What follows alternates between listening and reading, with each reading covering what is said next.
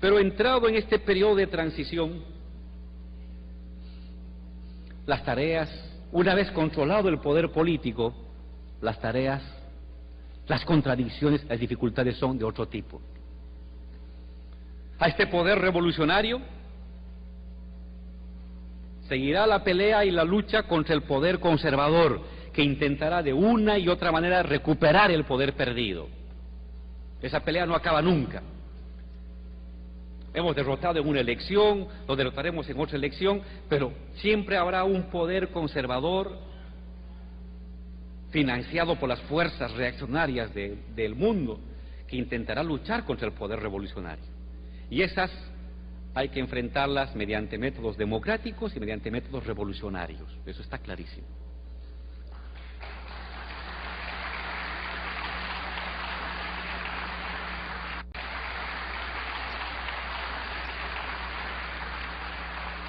Pero al interior del proceso de transición surgen nuevas contradicciones, que un librito rojo que escribí y que hago propaganda de este librito rojo le he llamado tensiones creativas, que no las habíamos visto antes, que no las habíamos encontrado ni en Lenin, ni en Marx, ni en Mao, no las habíamos encontrado, pero que aparecen en nuestro proceso revolucionario y en Bolivia, y que creo que también aparecen a su modo, con sus propias características aquí en Venezuela. Son 4 contradicciones que quiero mencionar para cerrar esta intervención. La contradicción entre Estado como monopolio y sociedad y movimiento social como democratización del poder. Primera contradicción creativa. Segunda contradicción, las voy a explicar luego una por una. Entre apego al núcleo duro de la revolución, de las clases sociales populares movilizadas, y la necesidad de irradiarse hacia otras clases sociales para construir lo que dice el título, hegemonía, es decir, liderazgo intelectual y moral. Liderazgo en las ideas fuerza, liderazgo en las percepciones morales de las personas, de estas clases sociales dirigentes, que se expanden a lo popular, a las clases medias, e incluso a clases empresariales altas. Segunda contradicción, núcleo duro o expansión hegemónica, núcleo duro o expansión o irradiación. Tercera contradicción de este periodo de transición, universalidad, lucha por intereses comunes de todos, lucha por intereses locales y gremiales de unos cuantos. La sociedad tiende a veces a pelear por lo universal, a veces a pelear por lo exclusivo, por lo gremial. ¿Cómo se atiende esas contradicciones? ¿Cómo se resuelve esas contradicciones al interior del pueblo? Usando a Mao, al seno del pueblo. No es contradicción con la oligarquía, es contradicción con tus cumpas, con un barrio, con unos hermanos campesinos, con unos obreros que te paralizan la ciudad, que te bloquean la carretera porque están reclamando algo particular en detrimento de lo universal y de lo general para todos. Tercera contradicción de este proceso. Contradicción interna, creativa, que la pone en movimiento, no que la obstaculiza, que es parte de lo nuevo, de la construcción de lo nuevo. Y la cuarta contradicción, expansión de la economía para satisfacer necesidades hidroeléctricas, carreteras, termoeléctricas, refinerías,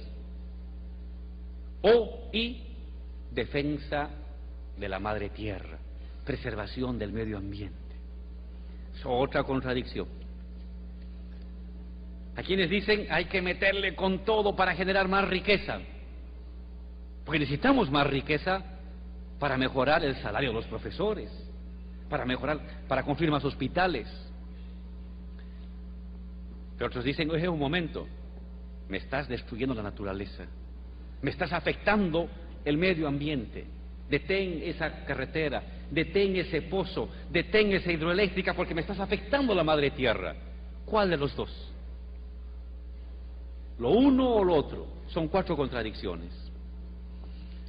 Ya del proceso de transición, si ustedes quieren, de la construcción del socialismo, como transición. La primera contradicción: un gobierno revolucionario es en su conjunto resultado de una emergencia de lo popular en el Estado, de una avanzada, de una invasión social sobre el Estado anteriormente controlado por unas cuantas familias privilegiadas. Es lo que ha pasado en el continente. A ese tipo de Estado de pocos, Gramsci le llamaba, no era Gramsci, era otro sociólogo boliviano, Estado aparente. Un Estado aparente, porque aparecía ser de todos, pero en el fondo era de unos cuantos, de unas cuantas familias y de unas cuantas regiones, y otras regiones y otras clases sociales marginadas, identidades indígenas marginadas. Estado aparente. Lo que ha pasado en América Latina es la invasión, la emergencia desde abajo de lo popular, de lo plebeyo, de lo campesino, de lo indígena, de lo barrial, que rebalsa, toma, transforma la estructura del Estado. Democratización de lo político, democratización de la social, democratización de las decisiones. Muy bien. Pero Estado es Estado. Estado es monopolio. Estado es concentración de decisiones. El Estado, por definición, es una concentración de decisiones. Y la movilización social y la participación y los movimientos sociales es, por definición, democratización de lo social.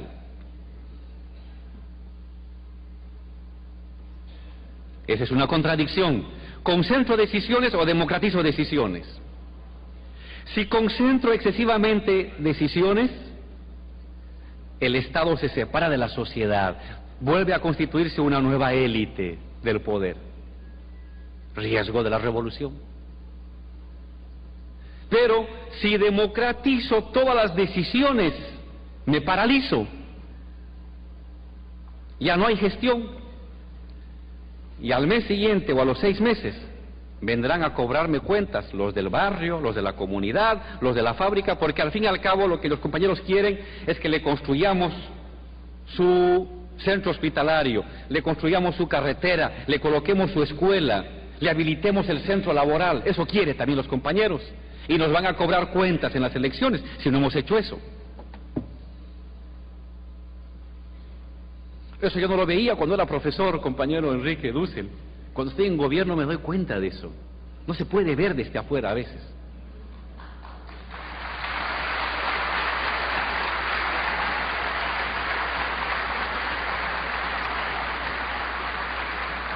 Entonces uno cabalga esa contradicción. Como revolucionario sabe que las decisiones tienen que socializarlas. Se juega la vida en la participación de la sociedad. Pero si caemos en el ultrademocratismo, te paralizas como sociedad, te paralizas como Estado, te paralizas como gobierno, y al final, cuando dices, ¿qué cosa has hecho? Nada, porque me paralicé como gobierno. ¿Cómo encontrar el justo equilibrio? A esta contradicción al interior de los procesos revolucionarios no hay solución. Es cabalgar los dos. Es cabalgar que tienes que democratizar decisiones, pero también tienes que tomar decisiones. Para eso eres gobierno, para eso eres ejecutivo. En la idea de que consultas y decides, pero hay que decidir, hay que ejecutar. Estos 6 años o 10 años de procesos revolucionarios en América Latina se han podido mantener porque ha habido gobiernos que han ido transformando, tomando decisiones, el orden cultural, el orden político y el orden económico de la sociedad. Para nacionalizar hay que tomar decisiones. Hay que tomar. Para construir un hospital hay que tomar decisiones. Para levantar una petroquímica hay que tomar decisiones. Y si no las construyes, luego la gente te va a cobrar por tu falta de definición en las decisiones. Pero a la vez, nunca tienes que perder de vista que tienes que consultar a las personas, que tienes que hacer participar a las personas. Por lo tanto, contradicción.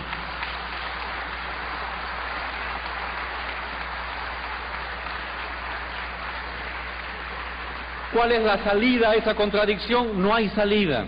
Hay que vivir la contradicción. Y es que vivir con la contradicción 500 años. A cada momento, equilibrando, tomando, consultando, definiendo, consultando. Riesgo de caer a un lado, precipicio. Riesgo de caer al otro lado, precipicio. Tienes que mantenerte una delgadísima línea de participación y de ejecución y de participación. Primera contradicción creativa de la revolución. Segunda contradicción creativa. El núcleo duro de tu fuerza, lo popular, en caso de Bolivia, lo indígena, lo campesino, es el núcleo duro, el baluarte de la revolución, la vanguardia del proceso revolucionario. Es tu núcleo duro, pero la sociedad es más que el núcleo duro. Y este núcleo duro ha de consolidarse en su proyecto de Estado y de sociedad si es capaz de articular, de expandirse, de incorporar al resto de las clases sociales. Este núcleo duro va a poder consolidar el proyecto revolucionario si es capaz de liderizar a otras clases sociales diferentes a ella. Hegemonía es eso.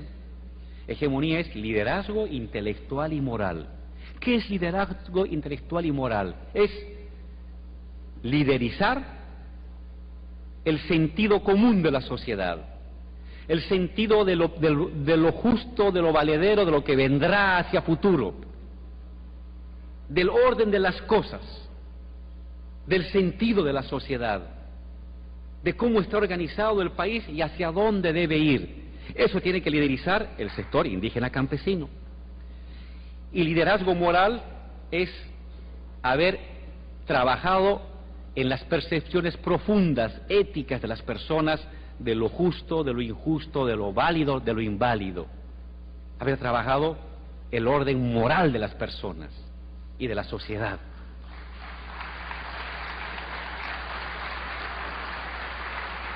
En el fondo, eso es hegemonía. Y una clase social o un bloque social revolucionario es hegemónico porque tiene la capacidad de expandirse intelectualmente, moralmente, hacia otras clases sociales distintas de ella. Pero si te abres demasiado, hay el riesgo de hacer demasiadas concesiones, demasiadas flexibilizaciones que hagan que tu núcleo duro dude de que sigue conduciendo el proceso. ¿Hasta dónde te expandes? ¿Hasta dónde te contraes? No hay salida, no hay una respuesta. No la encuentro, compañero profesor, no la encuentro. Y creo que otra vez la clave es cabalgar esa contradicción. Consolidar el núcleo duro, irradiarse. Pero tampoco irradiarse demasiado involucrando a todo el mundo, que al final tu núcleo duro te abandona. Y cuando haya problemas, ¿quién va a dar la cara por vos? No van a dar la cara a las clases altas ni las clases medias. Va a dar la cara tu núcleo duro. Pero si tu núcleo duro duda de vos, ya no te va a defender. Ese es el problema de la construcción hegemónica. Porque en la hegemonía uno tiene que ceder también. Tiene que incorporar, esa es la idea de la política, tiene que ensamblar los intereses de los otros, modificarlos y ensamblarlos, modificarlos y ensamblarlos. Pero si ensamblas demasiado y lo tuyo lo abres demasiado, al final no tienes ni base ni tienes liderazgo y te vas a caer. El riesgo de ser demasiado flexibles. Pero si me cierro en mi núcleo duro, no tengo liderazgo, sigo siendo una minoría, sigo siendo débil. Complicado. La construcción de hegemonía es un tema sobre el cual no hay una fórmula precisa, es una construcción diaria, Es un arte de conquista, de seducción y de consolidación. No hay una norma, es un trabajo político. De hecho, la política es la construcción de hegemonía, por definición. Y en eso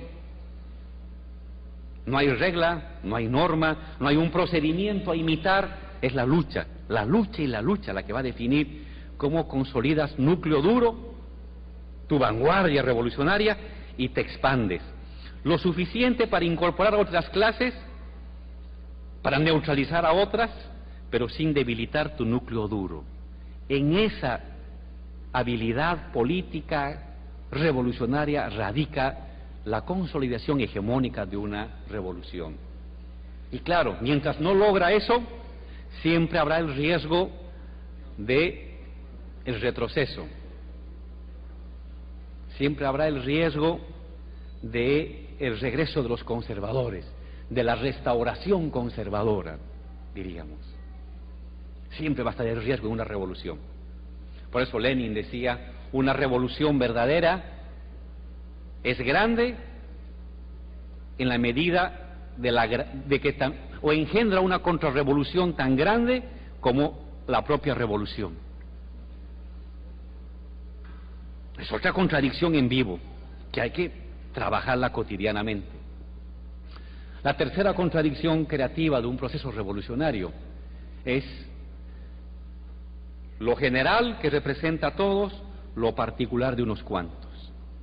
Ha habido revoluciones, ha habido transformaciones porque la sociedad, la ama de casa, el joven, el vendedor de la calle, el estudiante, el profesional, se ha cansado con lo que había, ha reconocido que había que cambiar la sociedad en su conjunto, porque lo que había era intolerable. Es decir, asumió una percepción universalista de su vida. Se vio en el ámbito general universal. Pero pasado el flujo revolucionario vienen los reflujos, como en Bolivia. Hubieron los procesos que demandaron asamblea constituyente, una demanda para todos. Demandaron nacionalizar hidrocarburos, beneficio para todos. Es el momento del ascenso revolucionario. Demandaron gobierno indígena, beneficio para todos, descolonización del país. Pero luego vienen los reflujos, flujos y reflujos. La revolución es un hecho por oleadas, no es un tema permanente de movilización y ascenso social. Se va y se baja, se va y se baja. Es la idea que tenía Marx de la revolución y la práctica demostró que tenía razón. Las revoluciones son por flujos y reflujos en un periodo largo. Pero en los momentos de reflujo, ¿qué sucede? Que la sociedad se repliega en lo corporativo. Es lo que nos pasó a nosotros. El año pasado hubo una marcha de compañeros nuestros hermanos de tierras bajas. Ustedes saben que el movimiento indígena de Bolivia tiene presencia en tierras altas, donde viven casi 6 millones de indígenas, y en tierras bajas, donde viven cerca de 200.000 indígenas, 250.000 indígenas. La suma de esos 6 millones de indígenas más 200.000 indígenas de tierras bajas da la totalidad del movimiento indígena en Bolivia, mayoritario en nuestro país. Pues bien, nuestros hermanos indígenas de tierras bajas, 200.000, marcharon reclamando que las tierras fiscales, las tierras del Estado, que hemos expropiado a terratenientes, pasen a propiedad solamente de los pueblos indígenas de tierras bajas, que son 200.000, y que ya no se entregue tierras a los pueblos indígenas de tierras altas, que son 6 millones, y que tienen menos tierra, porque viven en el altiplano, y ahí la propiedad es de media hectárea, 1 hectárea, y en tierras bajas una extensión para la gente son unas 100 hectáreas, 200 hectáreas. ¿Qué hace un gobierno?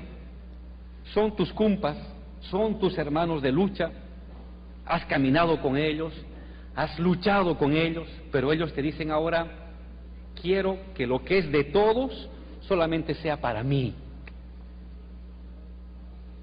Es decir, el repliegue corporativo e individualista de la demanda. O la COP este año. La COP este año nos reclamó salarios. la Central Obrera Boliviana. ¿Tiene razón de reclamarnos? Tiene toda la razón. ¿Pero qué nos planteaba? Que las reservas internacionales, que son de todos, que es un patrimonio de todos, se conviertan en salarios para unos pocos, para salud y educación. Lo que era de todos se ha usado para unos cuantos. ¿Qué hace un gobierno? La COP son tus cumpas, has peleado en las calles con la COP, se ha peleado contra la oligarquía, pero ahora la mirada ya no es universal, sino es gremial, local, privada. Como esas contradicciones van surgiendo a diario, también en lo popular se incuban temporalmente, provisionalmente, este tipo de tendencias más localistas, más gremiales, dejando de lado el horizonte general de la demanda. Es una contradicción, va a ser así. Y tienes que buscar los equilibrios, explicar procesos de disuasión, de explicación, de convencimiento de que las tierras tienen que ser para los de tierras bajas y para los de tierras altas.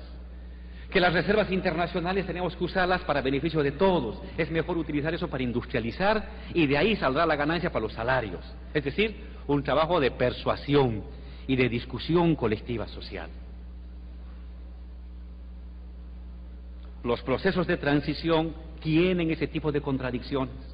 No hay que asustarse frente a ellas.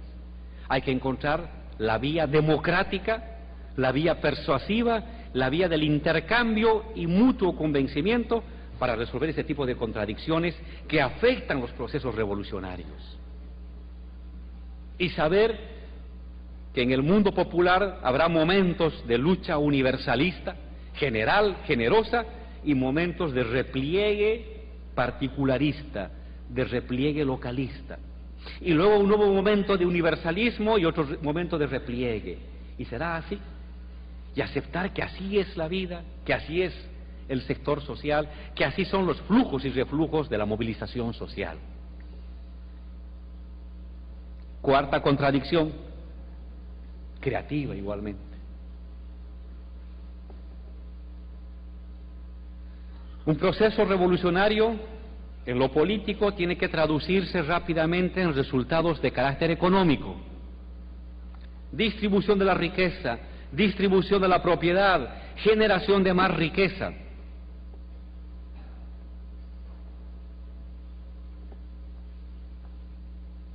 Generación de riqueza, distribución.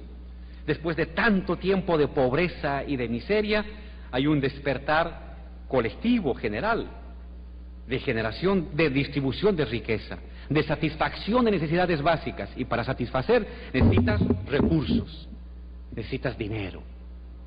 Y es en base al trabajo, a la producción que sale ese dinero. Pero quieres lanzar a hacer esas cosas y vienen otros compañeros y te dicen: un momento, compañero, vicepresidente, esta represa que tú quieres construir para dar luz al país, subvencionada, me va a afectar este bosque. Vas a tener que inundar esta área y vas a afectar a la madre tierra. Y no quiero que lo hagas. También tiene razón el compañero. También tiene razón. No es un tema que habíamos trabajado desde el marxismo, el tema de la preservación del medio ambiente. Quizás los pocos que trabajaron fue Enrique, yo me acuerdo de él, en los años 80. Por lo general los marxistas no veíamos este tema. Y a través de Enrique yo me acuerdo haber reencontrado la frase de Marx de humanizar la naturaleza y de naturalizar al ser humano. Pero ya en gobierno es complicado. Necesitas tu represa para dar luz. Y los compañeros te dicen: no hagas la represa porque me vas a afectar la naturaleza. ¿Qué haces? ¿Qué haces como gobernante? Complicado. Complicado. Si no haces la represa, no vas a tener luz. Y con seguridad que te van a romper la columna vertebral a los 2 años porque no hay luz. Y el pueblo mismo te va a cobrar las cuentas, junto con la clase media en las elecciones. Pero si haces la represa, has afectado un pedazo del bosque necesario para la reproducción de la naturaleza, del entorno, del medio ambiente y de tú como ser humano. ¿Cómo te mueves en esa contradicción? Complicada. No hay una salida. Es vivir la contradicción. Intentar llevar adelante proyectos de inversión productiva que no afecten la estructura del medio ambiente, que no la aniquilen, que no la depreden. Pero tienes que afectar, porque hasta respirar afecta a la naturaleza. Tienes que afectar de alguna manera, para satisfacer necesidades básicas. Pero a la vez tienes que también incorporar en tu preocupación diaria, en tu preocupación de planificación, de inversiones, de ejecución, el respeto de los derechos de la madre tierra, la preservación del medio ambiente y de los bosques. También tienes que hacerlo. No en el sentido de los ambientalistas. En Bolivia hay un grupo de ambientalistas que tienen su celular BlackBerry, que viajan en avión, que tienen luz, que tienen agua caliente, que se bañan con agua caliente a las 7 de la mañana, van a su trabajo a las 10 de la mañana, que no les falta nada, y reclaman por la madre tierra, porque no les falta nada a ellos, y reciben el financiamiento de USAID o de alguna ONG extranjera. No están peleando por la madre tierra, están peleando por la idea que tienen extranjeros, de que como ellos han acabado los bosques, nos toca a nosotros ser los guardabosques de los depredadores del norte. Eso tampoco tiene que ser así. Tiene que haber hasta también un comportamiento ético. Pero al interior del movimiento indígena se da esta tensión.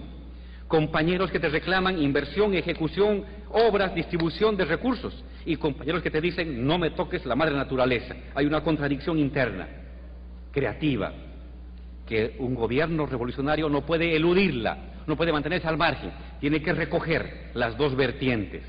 De hecho, el socialismo en el siglo XXI tiene un rostro también medioambientalista, tiene un rostro de protección de la madre tierra, pero también de satisfacción de necesidades básicas.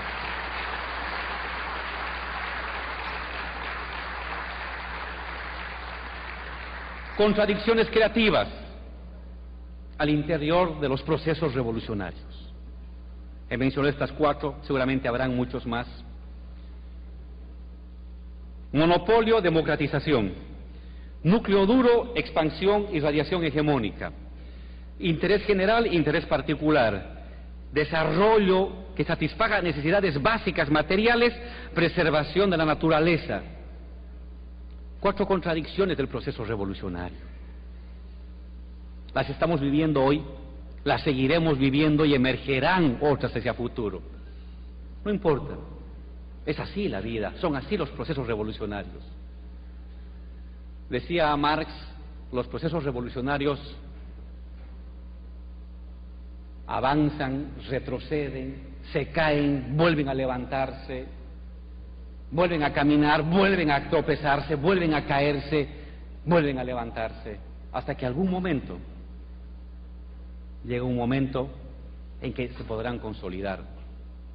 Estamos en esos momentos de avanzar, de retroceder, de caerse, de volverse a levantar, de avanzar más rápidamente, de volver a detenerse para volver a avanzar. No hay una ruta especial. Los clásicos no nos han dado una fórmula que eluda los problemas, al contrario, nos han dado la fórmula de entender y de que toda revolución verdadera engendra contradicciones. Es lucha permanente, es lucha continua, y el revolucionario y los teóricos de la revolución y los que reflexionamos sobre la revolución y los que participamos en ella tenemos que asumir que así es la vida, que así son las revoluciones, y gracias a Dios que sean así. Lucha, lucha y lucha hasta que nos muramos. Muchísimas gracias.